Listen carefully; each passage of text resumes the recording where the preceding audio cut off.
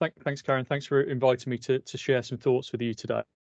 The title is about creating a high power activities that builds the business that you desire, and I'll talk about the business that you desire in a moment. But just to give you that sort of definition of what I consider to be a high power activity, those are those things that you have to do in your business without distraction, without interruption, for the progress of your entrepreneurial journey and the direction that you want to take towards that business that you desire. So those high power activities are those things, like I say, you need to focus on, whether you focus on them daily or you allocate some time in that diary of yours on a weekly or a monthly basis, so that you focus on working on the business rather than in the business. I'm sure you've heard that common phrase before. And I think in terms of what I wanted to say, also in terms of what Karen kindly said about myself, in terms of my background and what she's covered there, is that I position myself as a mentor rather than a business coach. I've had a number of business coaches in the past myself, and when I did my market research, people found that their experience of coaches was very similar to mine. Is that it was quite frustrating at times when coaches would say, "What do you think you should do? How would you do that?" And that's quite frustrating when you don't necessarily know the answer. So the position I see as a mentor is that, yes, I would coach people, but if I feel people need something to spark or fuel their ideas, not to tell them how to do it, to spark or fuel their ideas, then I'd give them a case study. And that's based on that experience that Karen kindly shared with you earlier. And you can see some examples of that journey in my career, and where these grey hairs have come from over that time. The idea really in terms of how I work is to share strategies, models and systems to help people. And as I said, slightly in our moments just a moment ago, is that I don't just share theory and talk about theory. Although I am an author of a book, I've got my own book now, 105 Ways to Accelerate the Growth of Your Business. I don't just share theory, I share tools, models, experience and knowledge, like I say, to help you develop your business. And that's what I said I would do today, is I wouldn't just talk about what we could do, what we couldn't do. I'll give you some tools and thoughts to sort of put that into action a little bit, if you like. So let's start with what I say in terms of what you desire to be. Where do you desire that business? And I always say to my clients, and I always complete a questionnaire with my clients at the outset to really delve into their why, into their purpose. What is it, the reason that you're doing this business? Is it that you just want some more free time? Is it you want to spend more time with your family or your hobbies? Is it that you believe that you can earn more money by running your own business, and that will then have a knock-on effect to your lifestyle? And it's really important, I think, for many small businesses to make sure your business goals are aligned with your personal goals. I see it too often whereby there's a bit of a disjointment in terms of, the business owner wants, let's say, for example, less stress, more money out of the business to buy a particular asset, maybe move house or to fund their child through university. Then the business goal doesn't really align with that. So therefore, they're not really aligning a business that doesn't give them stress, that gives them the cash out of the business, and building that model through there. So once you've established what your why, your purpose is, the next point is then, well, establishing what the business looks like to be able to deliver that why or the purpose. So like I say, if it's less stress, is it about building a team around you that doesn't give you stress, that takes that away from you? If it's about generating that cash for asset purchase, is it about a cash building model that again can give you that cash? And then where we establish and where we truly have to be honest with ourselves is, where is our starting point? Where is it that we are right now? And quite often, a lot of businesses aren't overly honest with their right now where they are. So they might, for example, overestimate their skills in their marketing experience, for example, or some of their technical experience. Most businesses are set up by technicians rather than entrepreneurs. If you've read the book The E-Myth by Michael Gerber, it would advocate that message. But it's establishing where we are now. So what training do we need? What do we need in terms of maybe number of customers, revenue growth, income growth personally? And that establishes what our gap is. And from our gap in terms of where we are now and where we need to get to. And once we're really honest in terms of where we gap, we can then start to break that down. But what most business owners try to do is jump from where we are now to the future why or purpose as quickly as possible. And even the greatest businesses in the world, and I say greatest with inverted commas, but if you take, for example, those businesses that jump out at us at the moment, like Tesla, like Amazon, etc., they weren't established overnight. They were built over time with good people. So I think reason why people bail out in terms of the journey for trumping where they are now to that why or purpose is that's a big step. It's a big step for anybody. And if we don't make those steps, we quite quickly get hit in terms of motivation. We start to fall out of love with our own business. We start to doubt ourselves. The imposter syndrome comes in. All the things that telling us it's going to be difficult starts to come through. And I appreciate people have different ways of getting to their journey. You know, I'm very methodical in terms of a step process, which I'll share with you in a moment. And I've always done that in my own businesses, and I've always do that with coaching my own clients. But I appreciate other people will get there in different ways. But my objective is to give people tools and objectives to be able to get there, but ultimately keeping you on the trajectory. And that's why it's really important, I think, in terms of the role I play, or the role that you could play for yourself in terms of keeping yourself accountable, is keeping yourself accountable to that why and purpose, keeping that in focus. And I talk about keeping things very visual. I've got a visual board myself in terms of things that I'm aiming for. I've sort of like put a picture board in place of what that why and purpose looks like for me. And I look at that on a daily basis. That keeps me personally focused. I journal every single day to make sure that I'm keeping myself focused on that why and purpose. What could I have done better today? What did I do well? So I make sure I celebrate my successes, which business owners don't do that well. And making sure we're moving in that direction, keeping us on that trajectory. What I do with my business that I work with and the businesses that I've ran in the past is I look at a line in the sand in a year's time and say, okay, well, we know that why and purpose is somewhere in the distance, 3, 5, 10 years time, and it might waver slightly, but it's a difficult thing to picture and establish what we need to do right now. So let's put a line in the sand in a year's time and say, okay, where do I need to be in a year's time that's going to keep me on that trajectory? So if you were thinking about your business right now and you've got a picture of where you are now and where you've got pictured where you want that to be, where would you need the business to be in a year's time to keep that moving forward in that direction you want it to be? Would you need to be hiring a member of staff? Would you need to go to bigger premises? Would you need to be leveling up the number of clients you're working with? Would you need to be improving the number of services that you're offering to your clients? Would you need to be positioning your services in a different way and therefore perhaps relaunching or repositioning the business? But once we know where we want to be in a year's time, and that might be a 10% leverage on our revenue, for example, it might be an extra member of staff, we can start to then break that down. And I call them into 90-day sprints predominantly. And in that 90-day sprints, we're saying, okay, well, if we're going to get there in a year's time, what's the next 90-day priorities? What's going to be the right flow for our business? So we're establishing, okay, well, in that first quarter, what do I need to do now? Is it about really getting my systems and processes in place before I hire? Because if I hire and they haven't got a system or process to follow, have I in effect wasted that energy? Or do I need to hire quickly? So therefore, someone with expertise and skill in the area that you offer can come in and do your work for you. So that allows you to free up you more time and work on the business. Or is it, do you need to generate some cash and some investment in the business in the next 90 days that allows you to do those things that I've just mentioned? So that gives you that 90-day focus. And they say, okay, well, if we can do that bit first, then the next bit's a bit easier. And then the next bit's a bit easier rather than it all being a bit muddled. And then because I meet my clients on a monthly basis, it's a model that I encourage other business owners to do, is to think about what are your high payoff activities for the next 30 days? What are those things that you need to focus on? And we have to keep that in reason and say, okay, well, we are busy people. We've got other things going on in our life, whether that's the business or whether that's our personal commitments. So what in reality, how many high payoff activities can I really commit to do?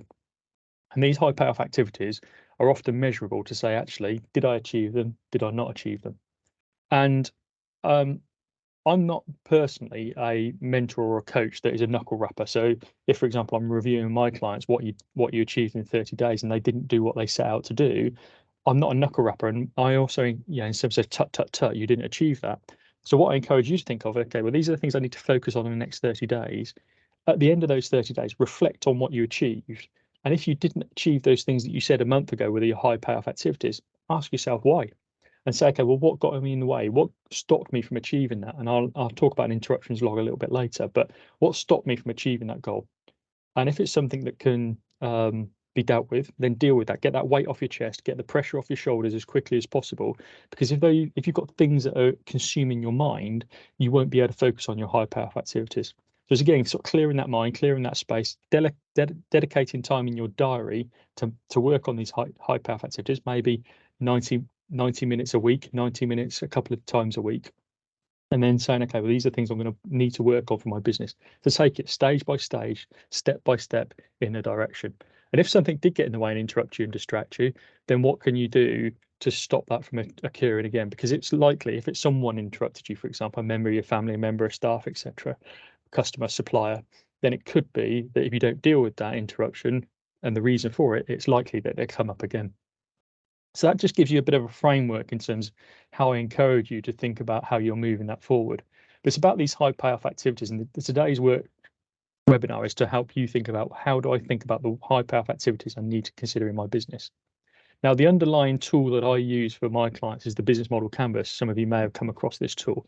You can download a PDF off of my website there, but also there's this is a well-renowned tool that you can download just by putting business model canvas into Google.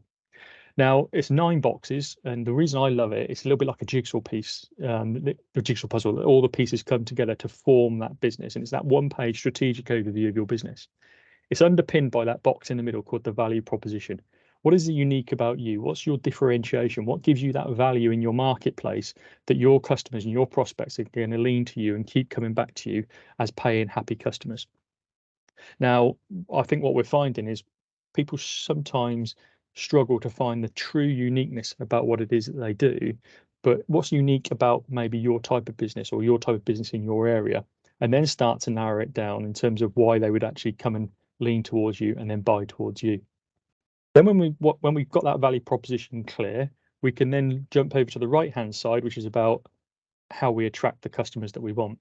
But if we go to the far right, is the customer segments. Is, do you have an ideal customer that you're trying to attract towards you? Can you define the persona of that type of customer? Is there a demographic group that would likely to use your services? Is it male? Is it female? Is there a particular age group that would use? Is it sports people, for example, that have received injuries, etc.? So again, start to profile that ideal customer or ideal customers, because again, sometimes people say, oh, I'm going to just take one profile. And a really powerful way to build your personas is to actually name them. So for example, let's say, it's a male, 50s, middle class, social economic, keen sports person, etc., etc. Okay, I'm going to call this person Mike. And then we've got another ideal client that might be a business that we're trying to get into to do presentations to the whole business. So again, the powerful reason of actually naming your personas is when you're writing content or you're talking to them in networking type environments, you're picturing Mike in your mind, and it's much more powerful to think you're writing for Mike rather than to try and write for blank content. Now, the value proposition and the customer segments are linked. First of all, they're linked by taking your value proposition to your customer segments through your channels, through your marketing channels. So once you've established who your ideal customers are, where do they hang out? Do they hang out online? Do they hang out offline? So therefore, you start to choose the appropriate channels and the appropriate marketing tactics to build traction towards your business. Now, there's a great book called Traction that talks about 19 different ways to build traction towards your business in the channels that you choose. And what you can say from those 19 channels is, okay, well, which are the 5 or 6 that I need to experiment with? Understand if I spend £1 in that channel or that marketing tactic, what does it give me in terms of return on investment? Then when you establish 1, 2, or maybe 3, you can really double down and focus on those, knowing that if you spend £1, you'll get £10. So therefore, if you spend £10, you should get £100, etc. So that might be Google AdWords. If it's an online channel, for example, it could be newsletters. It could be by email, for example. It could be printed newsletters if you took it offline because your audience weren't online. So again, making the appropriate match of your channels to find those ideal customers so that you can talk to them with relevance, with empathy, and pull them towards you with interest. The loop is finished with customer relationships. So you come through value proposition, take it out to market through your appropriate channels to your customers, you engage them as buying customers, and then you build relationships with them.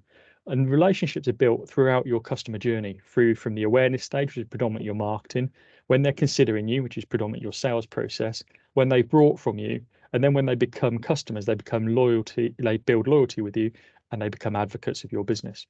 And the relationship changes slightly as they get that know, like, and trust with you, but also, again, they start to think, okay, in that loyalty and advocacy stage, would they buy more from you? Would they refer you to other people?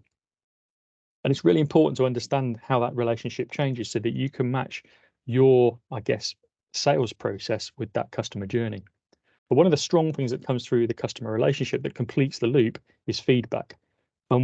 we can encourage our customers and prospects to give us feedback. So we learn from our sales meetings, we learn from our customer experience, so that predominantly they can help us to continually tweak our value proposition. Because when you started your business, or if you're just about to start your business, you can only take out the value proposition that you believe is right for the market that you're going to try and to attract. And it might be based on some good market research you've done. Quite often it's based on gut feel. But actually, our customers start to tweak our value proposition. And by asking our customers and the people that are prepared to pay us money, that's when we truly find out what people love about us. And therefore, that starts to shape our value proposition. If we get the right-hand side right, that starts to dictate the box at the bottom right, which is the revenue streams. And therefore, how do we generate revenue? What makes us the money? Is it primary revenue streams? It might be like, for example, treatment fees, or what's our secondary revenue fees? Because could it be products you sell or whatever that may be? Over on the left-hand side, then it's all about delivery of the promise. So you've made a promise out in the right-hand side to your customers. You've made a promise through your value proposition. Now it's about delivering your promise. The key activities are what you predominantly do in the business. The key resources are internal to you, and the key partners are external. So your key resources will be things like you, your team, your intellectual property. If you do things a certain way that's different to your competitors, it might be your systems or processes or your software you use. I know there's some new products that are on the market in your sector that you might be using over and above your competitors that gives you that edge. And often these key resources are things that can't easily be copied or brought to market very quickly, and you've already established a place to give you that differentiation. The key partners might be your supply chain, people like if you're using subcontractors, or people on 0-hour contracts, for example, that are coming in to work for you. It may be your advisors, accountant, coach, mentors, etc. Maybe your best friends that are considered to be partners and advisors to you. If you have got software that you're using in your business, or you've got your website hosted somewhere, they're your key partners, because you need to keep them engaged and keep them working through. That's all about delivering the promise on the left-hand side there, and making sure that you are true to the value proposition you've gone out and promised to your customer. If you get the left-hand side right, the cost structure at the bottom left looks after itself, because you keep the business really nice and lean, therefore profitable. And it's no coincidence that the line in between revenue and cost is bang in the middle underneath value proposition. So that line should be the profit line for you taking your value proposition out to market and delivering that promise. So hopefully just running through those 9 boxes in that way, that's starting to spark some thoughts in your mind, saying, actually, the bit I need to work on is my value proposition. The bit I need to work on and tweak is the channels that I'm going out to my customers, or I need to better define my persona, or I need to think about what are my key activities in my business that can't be replicated. And this way you can then start to think about, okay, well, now what we're looking at is that we need to think about these high payoff activities that are driving us. Another tool to help you think about the timeline is called the vision orbit. Very much as a target here, you're where you are in the middle, and then you've got maybe 1 year, 2 year, 3 year journey, etc. Or it might be 1 month, 2 months, 3 months. And what you're looking at on the outer side is to say, okay, well, where do we need to be in 3 months or 3 years' time? So is that a number of customers? Is that a number of revenue? Is that my profit margin? Is that number of referrals we're getting? Is that the number of channels we've got to market? And if we're saying, okay, we want to be a £1 million business, for example, in year 3, and we look at all these different factors in the segments, we can then start to come back and say, okay, well, let's think about this as a journey. Let's think about, well, where will that likely be in 2 years' time? Where will that need to be in a year's time, so that we're actually moving steadily towards that £1 million? Because I say that large jump is often not achievable for many businesses. It needs to be sort of broken down in that way. So, and it's not normally just a division of 3. So, for example, if you're aiming for a £1 million turnover, you may be where you are now, and it may be the next £100,000 that is the most difficult thing to achieve over the next year. But once you've created ways to generate lead flow and to generate conversion to paying customers and have retention models, the next 100,000 could be done much quicker, and the next 500,000 can then be done much quicker after that. See, again, it's thinking about modeling that out, but then I'd encourage you to put that sort of thing into financial forecast. I quite like numbers myself. Bringing that back to a financial forecast and saying, okay, if I'm going to model it out at this pace, and that's what my revenue model is going to look like, I can then say, okay, well, this is the number of staff I need to deliver that revenue model, building that into my forecast and saying, okay, well, then that's how that impacts the other segments. So I can see where my revenue growth is going to be in terms of up to 1 million. I can see where my hires need to be in terms of the number of hires I'm going to need to be, see how many customers I need to have and need to retain. So again, by doing this tool, it's another way to sort of spark those fuels. And like I say, it could be people, customers, average sales value. So establishing these high payoff activities. I use a document called the one-page plan. And the idea here is to break down what your vision, mission, and objective is to the things that you need to focus on. Now, I would add here that your high payoff activities or your KPIs, your key performance indicators, or what I call your success drivers in your business, have to be a balance of outcomes and activity. Now, outcomes are the things you, for example, you see in your accounts. So revenue, profit margin, and bottom line, net profit. Or it might be outcomes such as the number of customers you've got, or the amount of money in the till, etc. The activities are the things that then lead to that. So let's say, for example, a revenue model, you want this £1 million, but what does that look like in terms of number of customers, your average sale value, and the number of times that customer buys from you? So a client I work with in your sector, he's really clear in the number of customers he has to have, at what average sale value he's charging that customer, and the number of times that they're likely to come back as a part of a treatment plan. So he knows that one person's lifetime value is likely to be a minimum of that pound sign, if you like. So he knows how many of those customers he needs to generate to hit his financial target. And that's the sort of like activity numbers that you're aiming for. And if you know how many customers you need to aim for, you can take your activity even further and say, actually, well, the high payoff activities are, I need to get more referrals. I need to get more lead generation online through my website. So I need to get more traffic to my website. I get a lot of stuff from my social media. So I need to get more followers off my social media. They're the sort of things that are going to lead to your high payoff activities. But this tool, the one-page plan, the idea really is to start with what is your vision, mission, goal, and objective you're trying to achieve. That might be big picture. It might be that you want to double the size of your business. It could be a smaller picture in terms of I want to recruit 10 customers by 31st of December 23. But what is your vision, mission, goal, and objective, and how smart can you make that? And I know you've probably heard before about goals being smart. The two that I tend to take out of the SMART acronym is achievable and realistic. As soon as you set yourself a target that's not achievable and realistic, you're going to basically beat yourself up, and you're going to get into a position whereby you're questioning yourself, you're doubting yourself, and you're not going to have that momentum and that energy. And it's about fueling your energy pot, not fueling your stress pot. So write as clearly as you can, be it as a target driven as you can. And I encourage you, when you write target, is to say, is it measurable by a red box to say I didn't achieve it, or a green box to say I did achieve it? Anything you write as a target that's got a little bit of a grey area isn't going to take you in the direction you need to as quickly as possible. Because if you get a lot of red boxes, you know what you've got to fix. And then we also get every outcome we have has a learn. The second part of this is then to think about your targets. So, okay, we've got this big picture, high payoff activities, this big picture vision we're trying to achieve. If we think about the targets, the KPIs, the success drivers that we need to achieve, now this form's got 5 columns, but it could have 3 columns, it could have 10 columns, but 5 seems to be about the good number.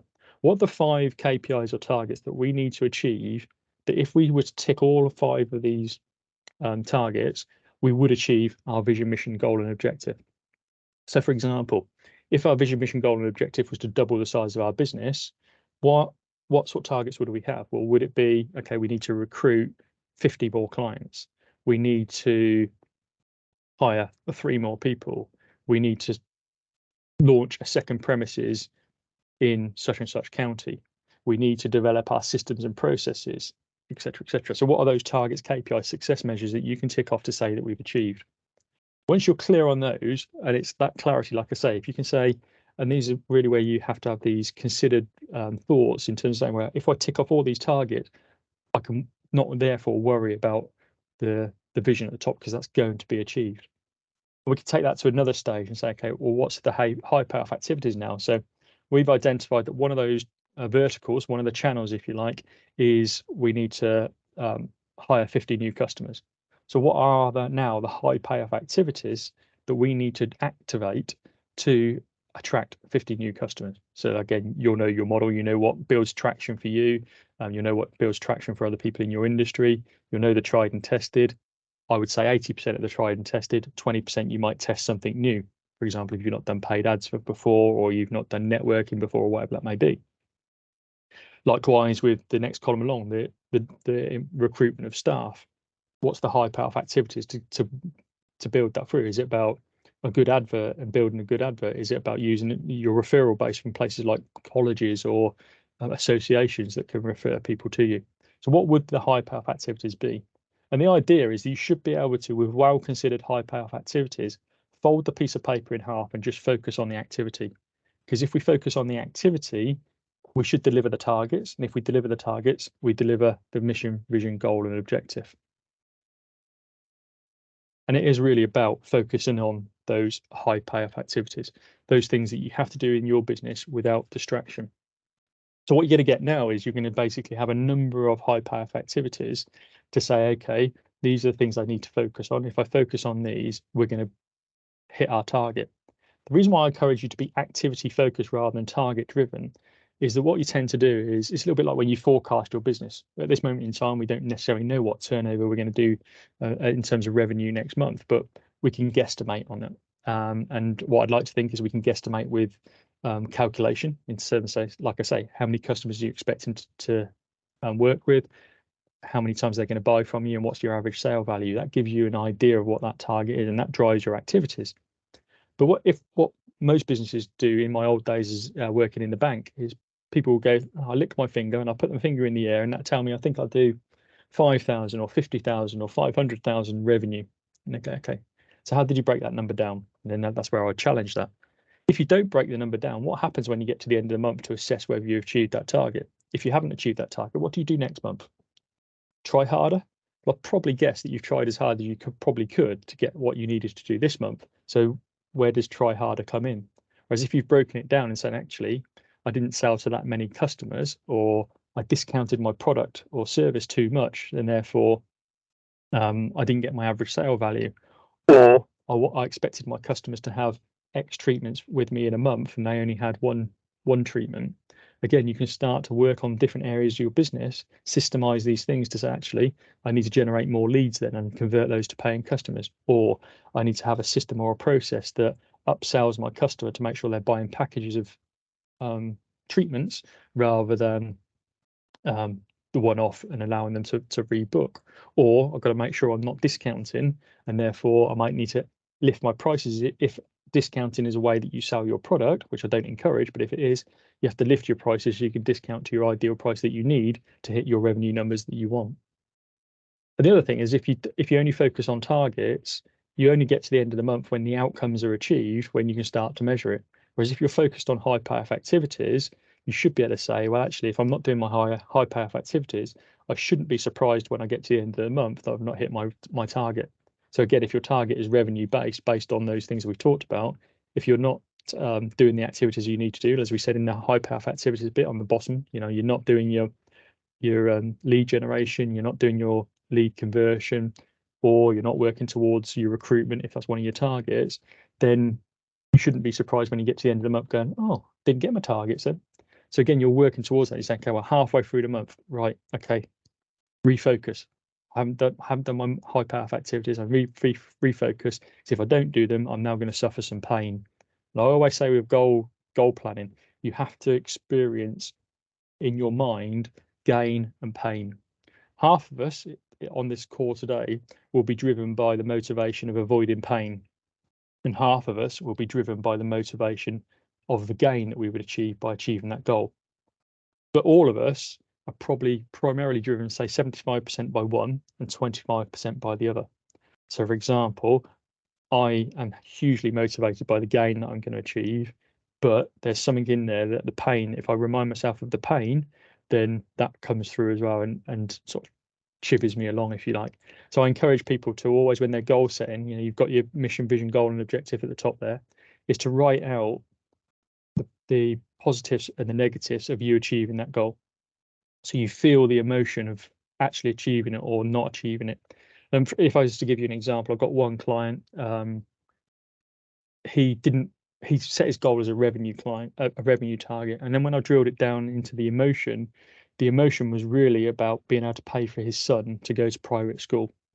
And when I delved down even deeper into that, the reason it was so motivating for him that he would be the first generation in his family not to send his child to private school, and that would be a bit of embarrassment to him, etc., etc., etc., etc. So that was his primary motivation and factor to drive him through to make sure that he delivered that activity, because he saw that emotion, because it had it written down, he had it visual every single day, and it reminded him, okay, I need to make sure that I have these high payoff activities.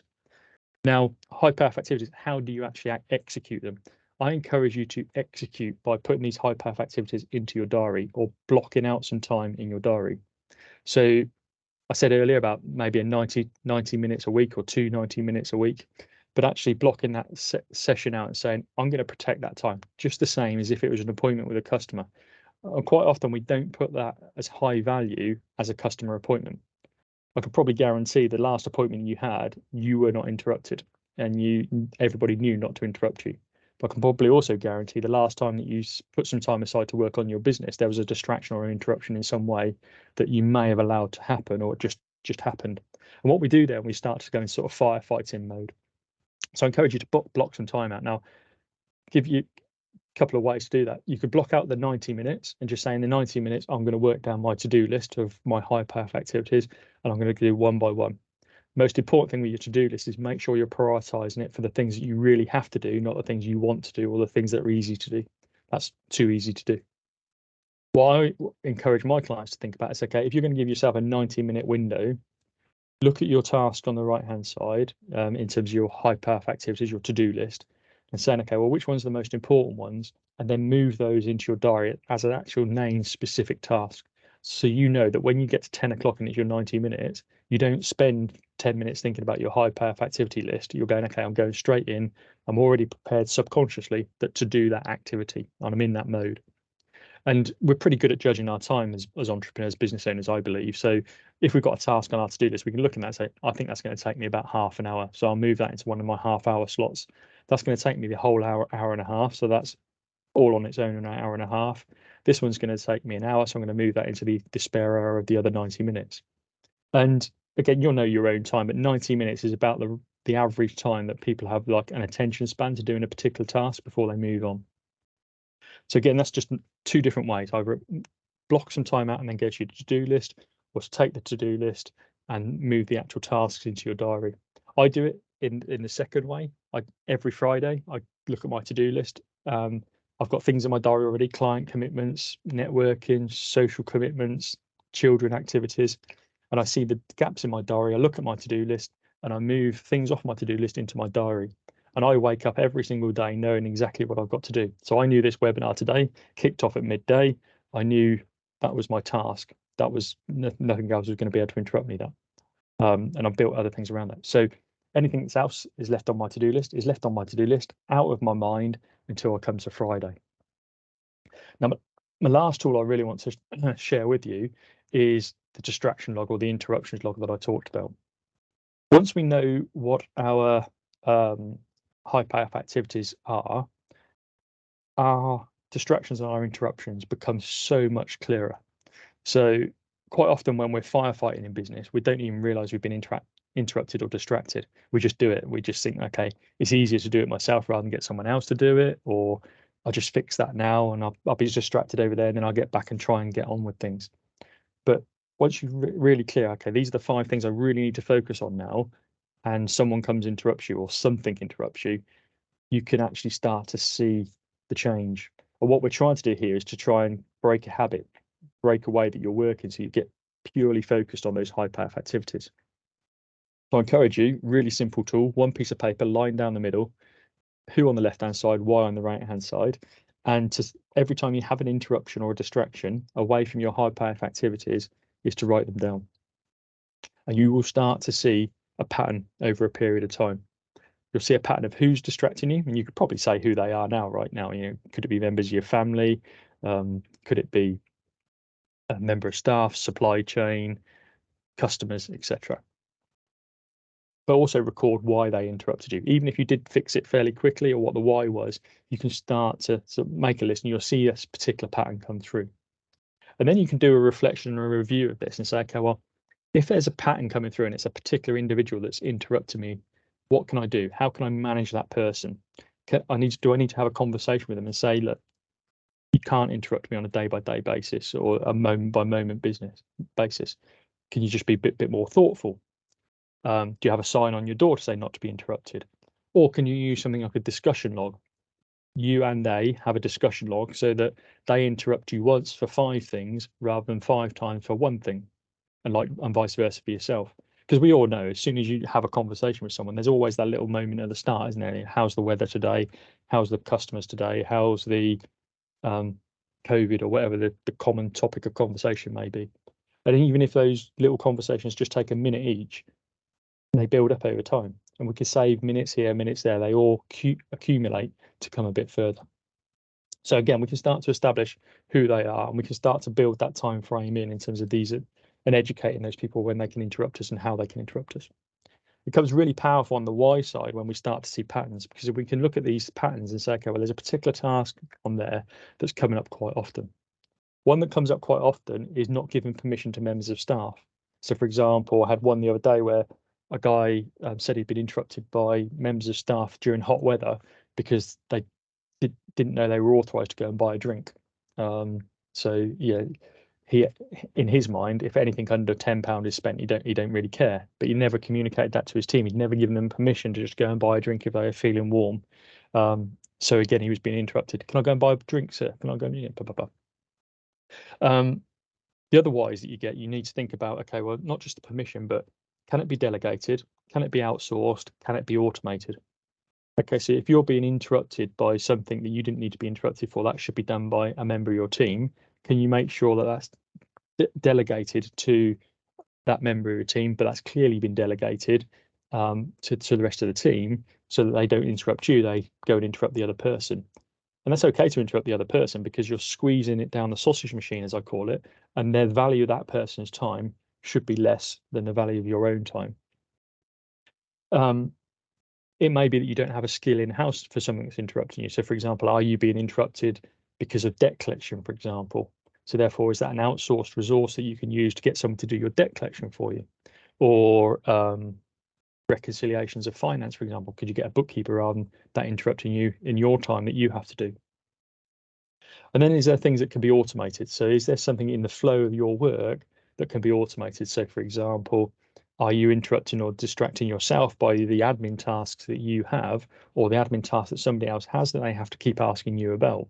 And can you automate those tasks? So for example, I've just been doing quite a bit of work around AI to automate a lot of my tasks, from engagement to my clients receiving all the paperwork and documentation they need from myself. I've created a chat forum on my website where people can ask the questions they're likely to ask me in person, and it will drain from the content on my website to try and answer that question for the person that's making that inquiry at that moment in time. So again, thinking about those whys you're being interrupted and distracted, that can you automate them, outsource them, or delegate them? So hopefully that's sort of giving you some sort of thoughts in terms of, okay, can we focus on our high path activities, and can we stay focused on our activities? There's a number of different ways that I work with my own clients, but one that I will just highlight to yourself is the free resources that are on my website. I do a weekly blog, I do a weekly video, I've got a resource of old podcasts, etc. So if you'd like to read, watch, or listen, there is something for everybody on my website, and all my content is on the basis of helping somebody else to leverage their business. I was lucky enough to have support when I was running my own 6 different businesses, and those 6 different businesses was from an accounting bookkeeping business, to a marketing company, to a training organization, to an indoor soft play center. Quite varied, my skill set, seeing the models, but I was lucky enough to have support, and I want to support other people on their own entrepreneurial journey. But as Karen said earlier, I did want to leave some time at the end of today's session to answer any questions that you may have, either around the content that I've shared, or if you've got a general question you think I could probably help with or signpost you with, then I'm happy to receive the questions. There's also